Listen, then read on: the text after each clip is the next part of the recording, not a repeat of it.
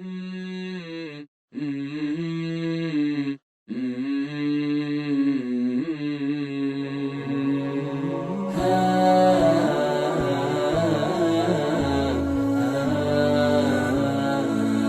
اللہ الرحمن الرحیم۔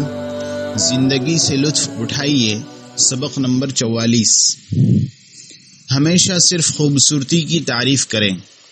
بعض لوگ بڑے نیڈر ہوتے ہیں، ہر چھوٹی سے چھوٹی بات نوٹ کرتے اور اس پر نیگیٹو یا پوزیٹیو انداز میں تبصرہ کرتے ہیں۔ یاد رکھیں، جو چیز حد سے بڑھ جائے اس کا بجائے فائدے کے الٹا نقصان ہو جاتا ہے، اور جو شخص کوئی چیز وقت سے پہلے حاصل کرنا چاہے وہ اس سے محروم رہ جانے کی سزا بھگتتا ہے۔ اس لیے ہمیشہ عمدہ اور خوبصورت چیزیں نوٹ کیجیے جنہیں دکھا کر آدمی خوش ہوتا ہے اور لوگوں کی طرف سے تعریف کا انتظار کرتا ہے۔ وہ چیزیں جنہیں آدمی شرم کے مارے چھپائے انہیں آپ بھی چھوڑ دینے کی کوشش کریں۔ مثال کے طور پر آپ اپنے دوست کے گھر جاتے ہیں، وہاں آپ کو پرانی کرسیاں نظر آتی ہیں۔ آپ اپنے دوست کے لیے مصیبت نہ بنیں اور مفت مشورے نہ دیں۔ آپ کی زبان سے اس قسم کے جملے ادا نہ ہوں۔ آپ کرسیاں کیوں نہیں بدلتے؟ لالٹین پوری طرح روشن نہیں ہوتے، آپ نئے لالٹین کیوں نہیں لگوا لیتے؟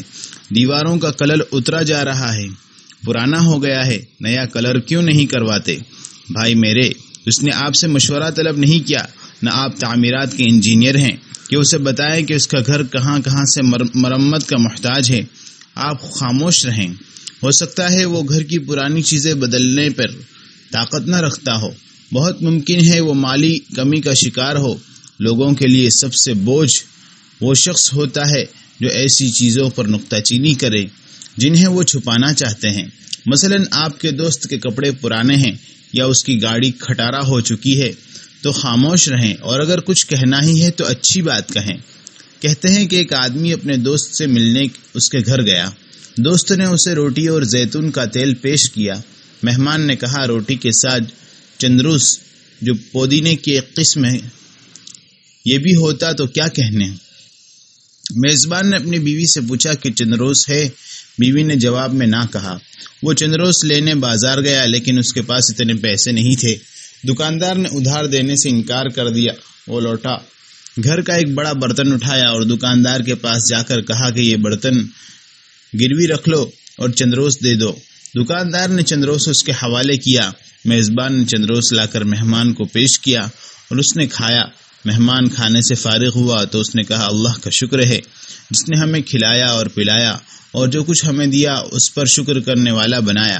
اس پر میزبان نے آہ بھری اور کہا، اگر اللہ نے آپ کو اپنے دیے پر شکر کرنے والا بنایا ہوتا تو میرا برتن گروی نہ رکھا ہوتا۔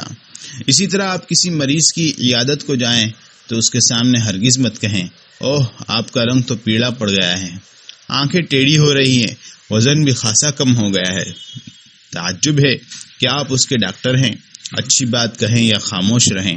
حکایت ہے کہ ایک آدمی کسی بیمار کی عیادت کرنے گیا۔ وہ تھوڑی دیر بیمار کے پاس بیٹھا۔ اس نے بیمار سے اس کی بیماری پوچھی۔ بیمار نے بتایا، بیماری خطرناک ہے۔ وہ آدمی چلایا، آہ یہی بیماری میرے فلاں دوست کو بھی تھی، اس بیماری نے اس کی جان لے کر چھوڑی۔ میرے بھائی کے دوست کو بھی اسی بیماری نے بستر پر ڈال دیا، بیچارہ سسک کر مر گیا۔ میرے بہنوئی کا پڑوسی بھی اسی بیماری سے ہلاک ہوا۔ بیمار یہ سب سنتا رہا اور قریب تھا کہ پھٹ پڑے۔